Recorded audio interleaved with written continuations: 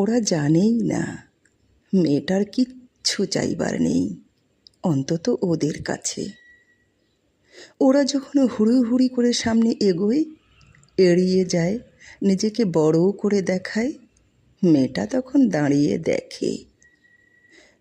দেখে কারা যাচ্ছে, কিভাবে যাচ্ছে, আর কে কে পড়ছে তাদের পায়ের তলায়। মেয়েটা আজকাল একাই থাকে, এগিয়ে যেতে যেতে পিছিয়ে পড়ে, কারণ সে জানে তার সামর্থ্য সীমিত, তার যোগ্যতাও সাধারণ।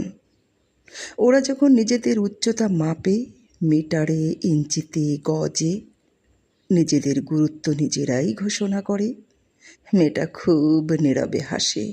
সে জানে এমন অহংকারের আড়ালে এক ধরনের ভয় লুকিয়ে থাকে, পিছিয়ে পড়ার ভয়, হারিয়ে যাবার ভয়, নিজের জায়গা দখলের ভয়।